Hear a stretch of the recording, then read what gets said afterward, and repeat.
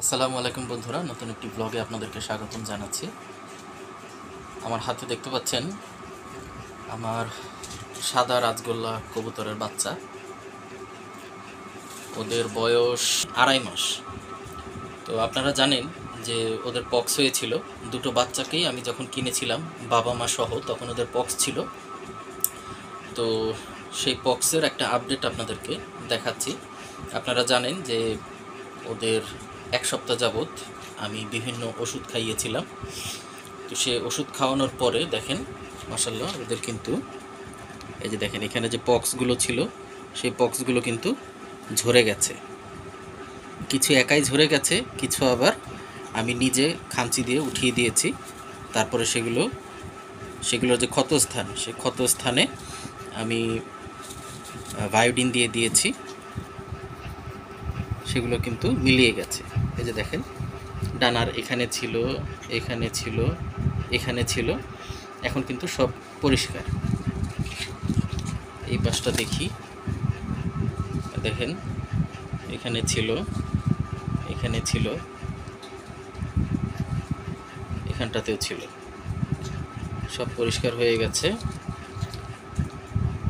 পায়ুপথে মারাত্মকভাবে ছিল, দেখেন এখন কিন্তু একদম নেই। আর পায়ুপথের এই যে লোমগুলো, এই সবগুলো লোম কিন্তু আমি তুলে দিয়েছিলাম।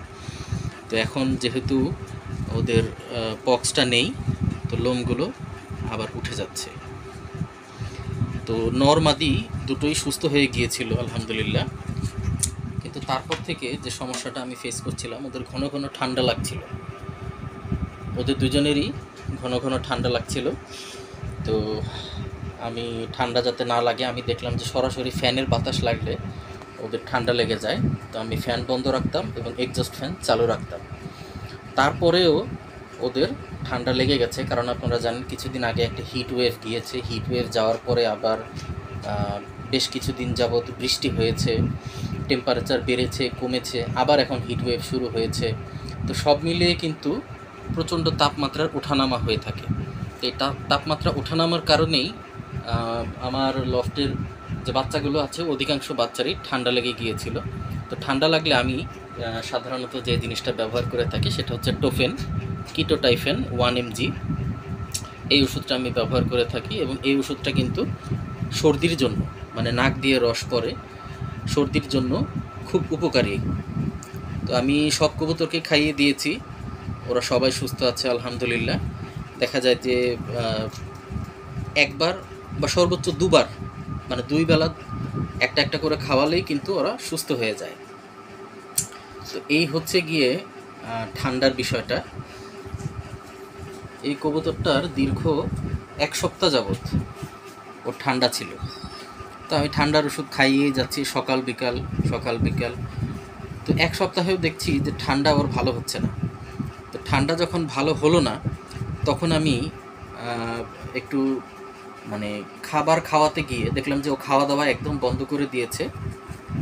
এই যে দেখেন ওর হাড় কিন্তু মারাত্মকভাবে বের হয়ে গেছে, দেখতে পাচ্ছেন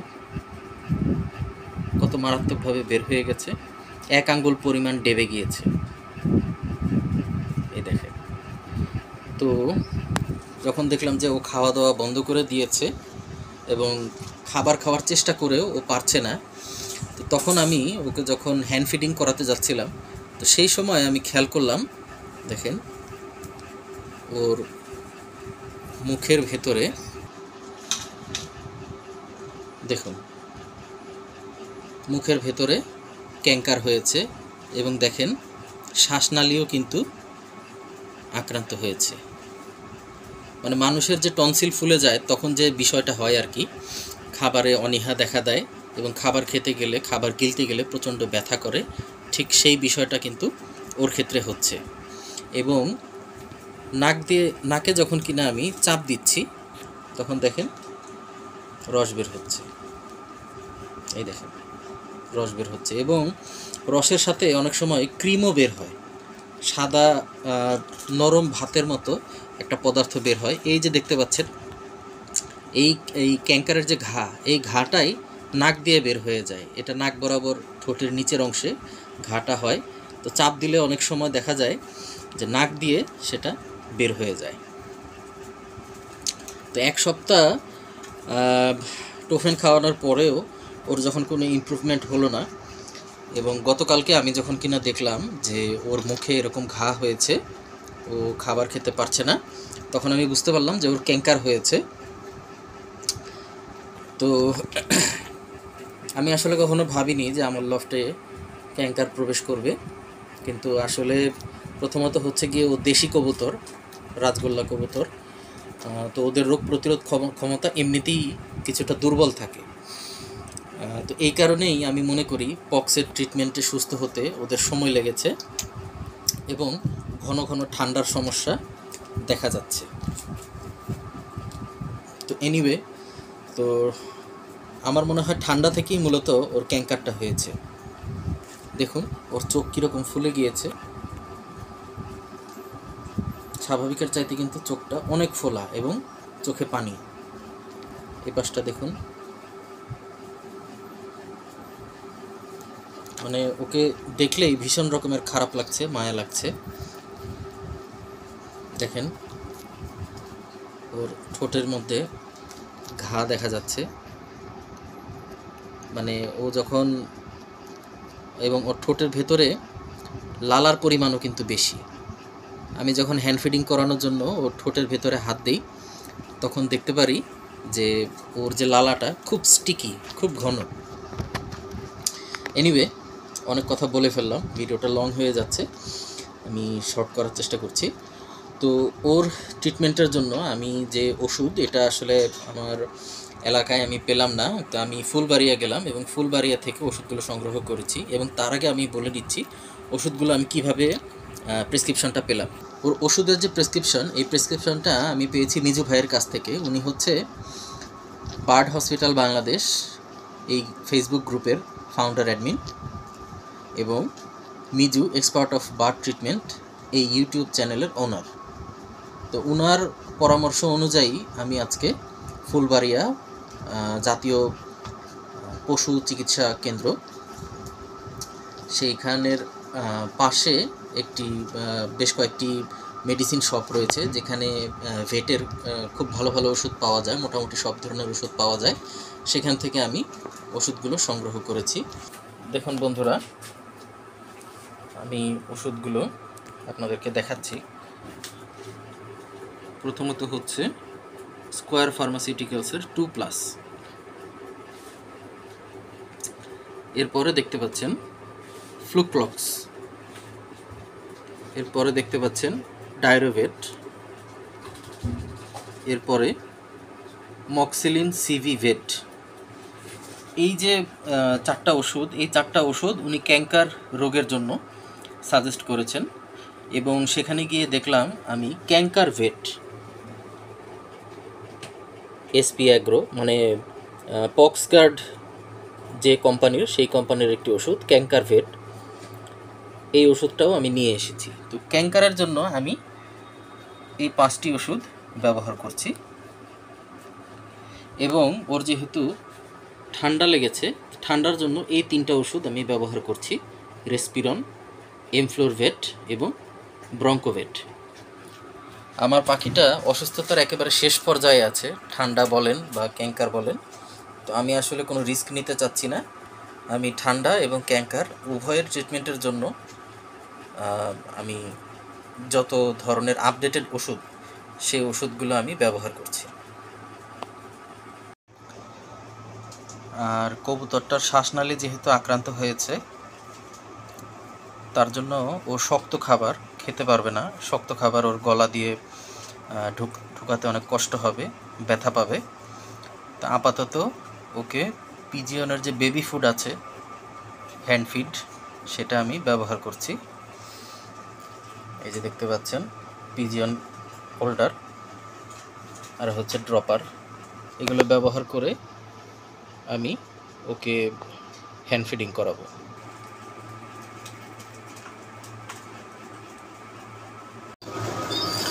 বন্ধুরা, এখন আমি ওষুধটা তৈরি করব।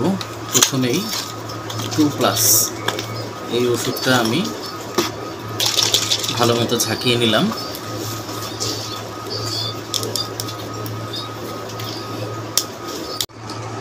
এবারে আমি এখান থেকে 1 ml পরিমাণ ওষুধ নিব। দেখতে পাচ্ছেন এটা 6 ml এর একটা সিরিঞ্জ। এখান থেকে আমি 1 ml পরিমাণ ওষুধ নিব।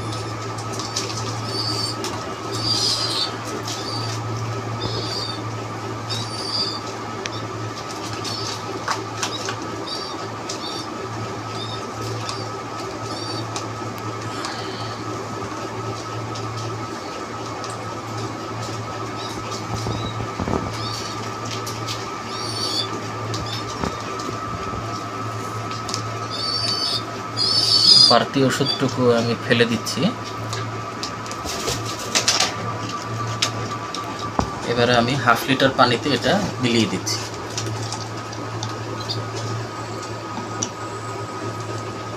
এই পানিটা কিন্তু ইউনিলিভার পিওরিটির পানি, মানে সম্পূর্ণরূপে জীবাণুমুক্ত।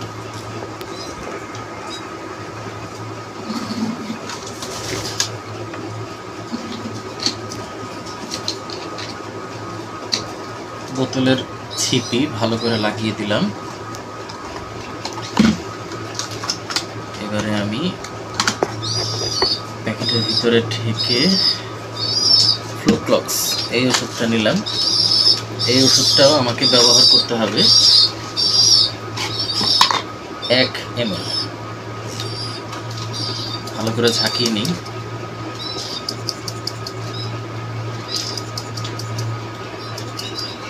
এখানে দেখতে পাচ্ছেন এটা হচ্ছে পাউডার। এখানে দেয়া আছে সিরাপ তৈরির নিয়ম।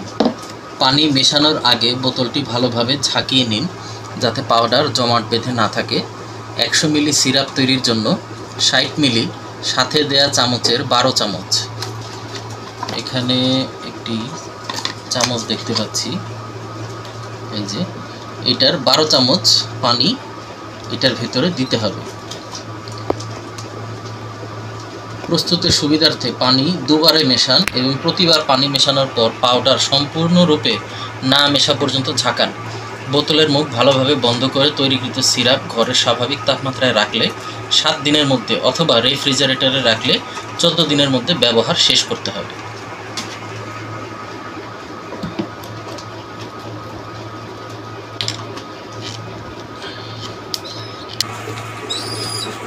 দেখুন বন্ধুরা, আমি এখানে 12 চামচ পানি ঢেলে দিব।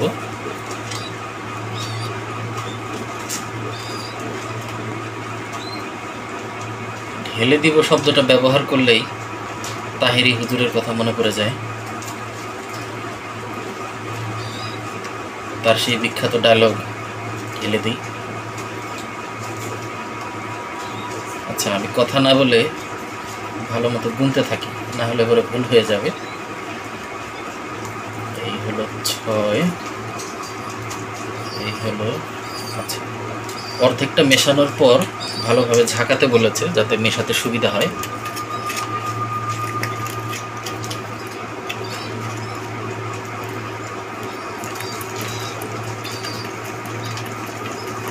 ভালো মতো ঝাঁকিয়ে আরও 6 চামচ পানি দিয়ে দিচ্ছি।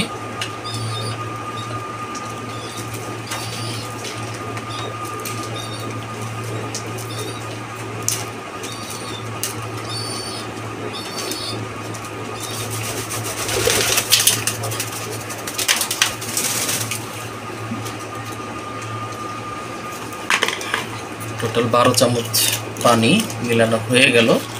এবারে আমি দ্বিতীয়বারের মতো ঝাঁকাচ্ছি।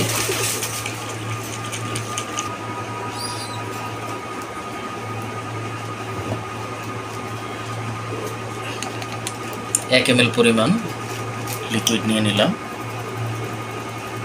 এবং এই ওষুধটার সাথে মিলিয়ে দিলাম।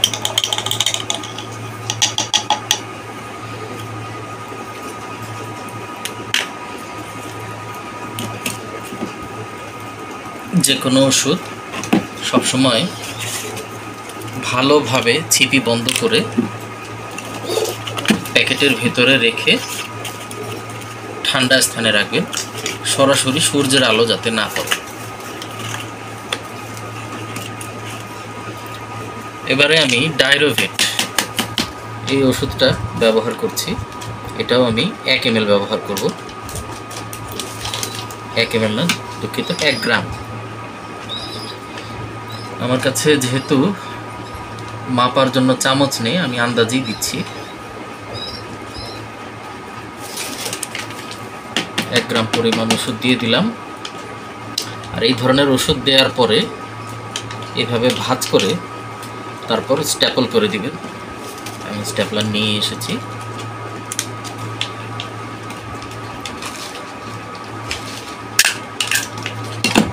এখন এই ওষুধটা নষ্ট হবে না। এরপরে আমি যে ওষুধটি ব্যবহার করছি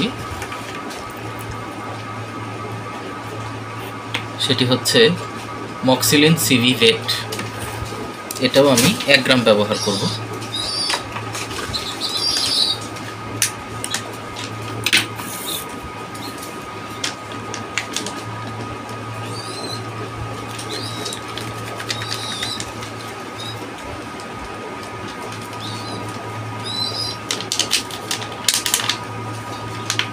এটার ভেতরে মনে হয় আরও প্যাকেট আছে, এটা আমাকে পুরোপুরি কাটতে হবে।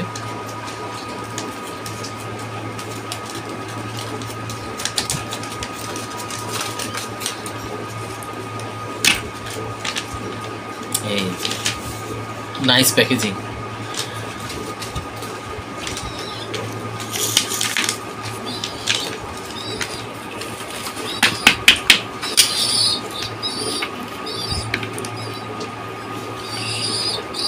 এটা একনির একটি প্রোডাক্ট, ভালোই লাগলো ওদের প্যাকেজিংটা দেখে। মানে প্যাকেজিং দেখলেই আপনার ভালো লেগে যাবে। এটা যে ভালো কোম্পানির ভালো ব্র্যান্ডের একটা ওষুধ সেটা আপনি প্যাকেজিং দেখলেই বুঝে যাবে।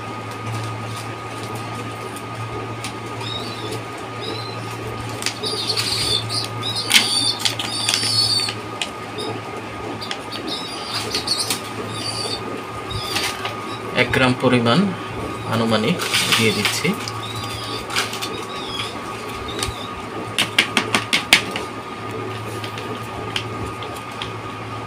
এবারে ভাঁজ করে স্ট্যাপলার করে দিচ্ছি।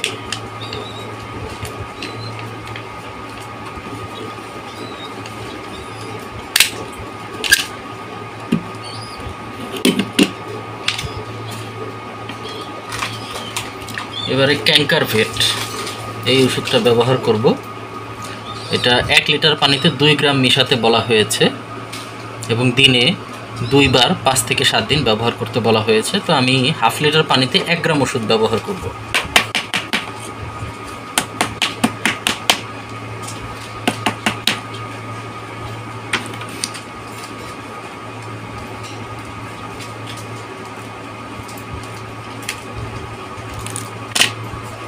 এসপি অ্যাগ্রোর ওষুধ কিন্তু আসলে আপডেটেড নয়, মানে আপডেটেড যে রোগ জীবাণু সেই রোগ জীবাণুর ক্ষেত্রে ভালো কাজ করে না।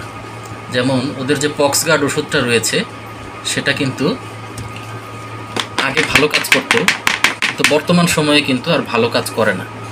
আপনারা জানেন যে রোগ জীবাণু কিন্তু সময়ের সাথে সাথে নিজেদেরকে আপগ্রেড করে থাকে, তো সেক্ষেত্রে ওষুধ কোম্পানিকেও তার সাথে তাল মিলাতে হয়।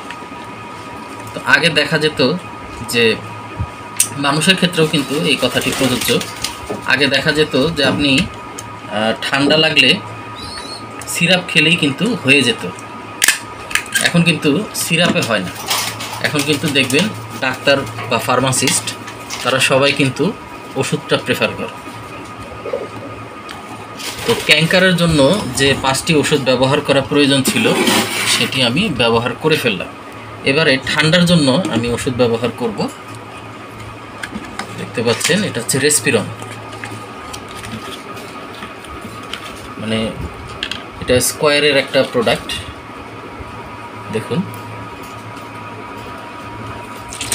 ভালো মতো ঝাঁকিয়ে নিচ্ছি। এটাও আমি 1 ml ব্যবহার করব। দেখতে পাচ্ছেন এখানে মাপার জন্য ছোট একটা পট দেওয়া হয়েছে, তো আমি সেটি ব্যবহার করছি না। আমার কাছে যেহেতু সিরিঞ্জ আছে আমি সিরিঞ্জটাই ব্যবহার করছি।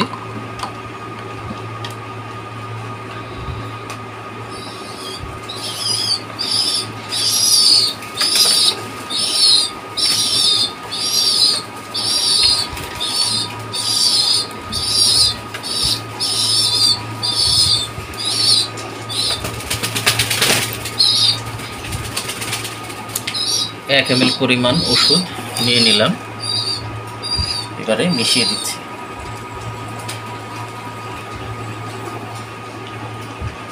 এই লিকুইডের সাথে যে ওষুধ মিলে যায় এই জিনিসটা কিন্তু দেখতে আমার বেশ ভালো লাগে। আপনাদের কীরকম লাগে জানি না, আমার কিন্তু বেশ ভালো লাগে।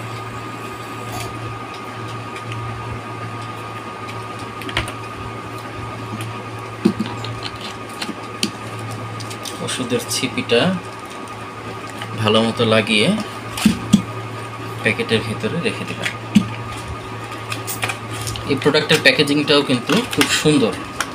আসলে যেটি বলছিলাম, ভালো কোম্পানির প্রোডাক্ট যেরকম ভালো হয় ওদের প্যাকেজিংটাও কিন্তু দারুণ হয়। এখন দেখতে পাচ্ছেন এমফ্লোরভেট এই ওষুধটা ব্যবহার করব। এটা আমি ব্যবহার করব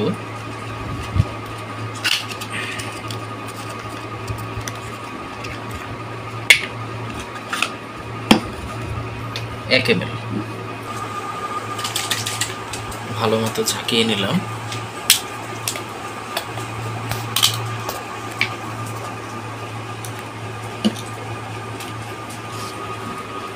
এই দেখুন 1 ml এর কিছু বেশি নিলাম এবং তারপরে কমিয়ে নিলাম।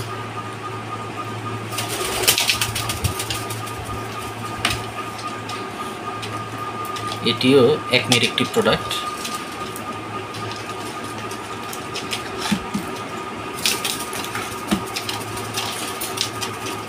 এই ওষুধগুলো কিন্তু আমি আমার এলাকাতে পাইনি, যেটা দুঃখজনক একটি ব্যাপার। হয়তো একটা দুটো হয়তো পেয়েছি, কিন্তু বেশিরভাগই কিন্তু পাইনি। তো যার জন্য আমাকে ফুলবাড়িয়া যেতে হয়েছে। দুঃখিত, রেসপিরন 2 ml ব্যবহার করতে হবে। আমি আরও 1 ml নিয়ে নিচ্ছি।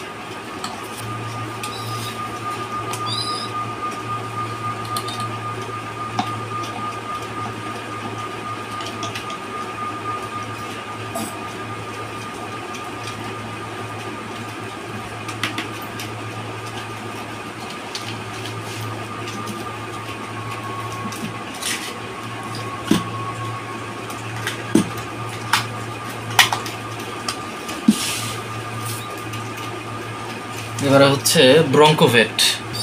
এটা খোলার আগে ভালো মতো ঝাঁকিয়ে নিই।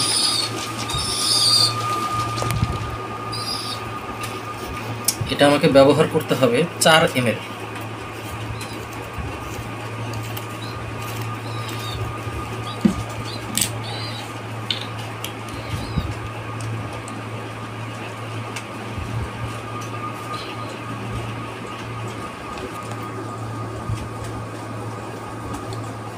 একেবারে পরিমাণ মতো 4 ml ওষুধই উঠেছে।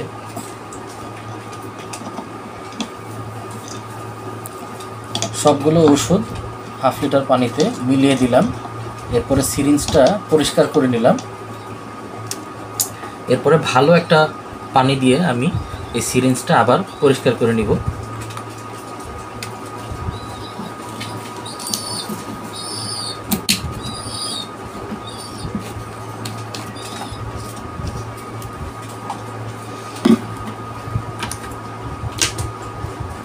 এবারে আমি এই পানিটা ভালো করে মিক্সিং করতে।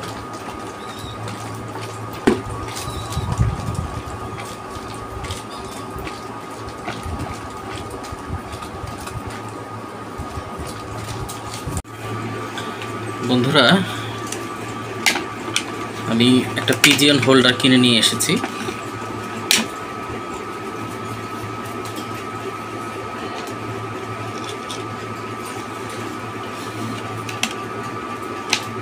কবুতরটা একেবারেই দুর্বল হয়ে গেছে। খাঁচার ভিতরে সবগুলো পাখি সবগুলো বাচ্চা কবুতর ওকে আক্রমণ করেছিল, যার জন্য ও বমি করেছে। কবুতরটা কি মারা যাচ্ছে?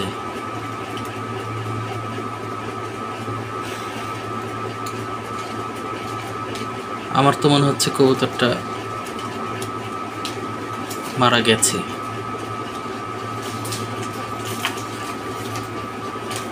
ওর চোখ বন্ধ হয়ে গেছে,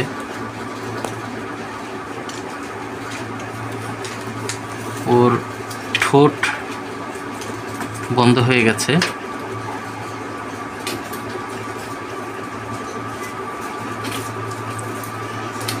এবং ওর শরীর নিস্তেজ হয়ে গেছে।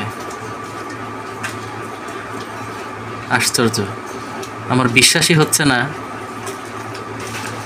অন্য কবুতরের আঘাতে আমার হাতেই ও লাইভ ভিডিওতে চলাকালীন অবস্থায় এভাবে মারা যাবে।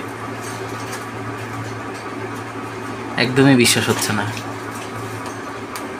মানে কবুতরগুলো ওকে আক্রমণ করেছে, মানে ঠোকরাচ্ছিল, তো ও তখন মাথাটা নিচু করে ফেলেছে। তা আমি ওকে বের করলাম, বের করে দেখলাম কি ওর ভেতর থেকে ও বমি করছে। আমি ওকে এভাবে ঝুলিয়ে দিলাম, দেখলাম যে ওর ভেতরে যত পানি ছিল, মানে খাবার পানি ছিল, সেই পানিগুলো ওর মুখ দিয়ে বের হয়ে যাচ্ছে, এবং পানিটার কালার হচ্ছে গিয়ে অফ হোয়াইট কালার।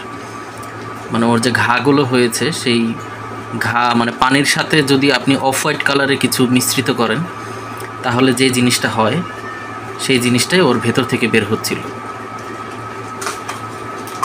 তা আমার কাছে আসলে বিষয়টা খুব অদ্ভুত মনে হচ্ছে, কারণ আজকে আমি ফুলবাড়িয়া থেকে, আমার বাসা থেকে মিনিমাম 5-6 কিলোমিটার দূরে হবে, আমি ওষুধ কিনে আনলাম, এতক্ষণ যাবৎ ভিডিও করলাম, এবং যখন আমি পাখিটাকে খাওয়াবো, এই যে দেখেন আমি খুব সুন্দর করে ওষুধটা তৈরি করেছি। এই যে দেখেন আমার ওয়াইফ সুন্দর করে হ্যান্ড ফিডিং তৈরি করেছে। মানে যখন আমি পাখিটাকে খাওয়াবো ঠিক সেই সময় পাখিটা আমাদেরকে ছেড়ে চলে গেল।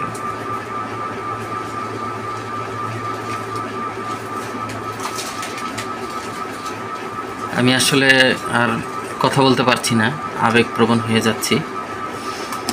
আপনারা সবাই ভালো করবেন, ভালো থাকবেন, আর আমার যে কবুতরটা এইমাত্র মারা গেল তার জন্য দোয়া করবেন। আল্লাহ হাফিজ।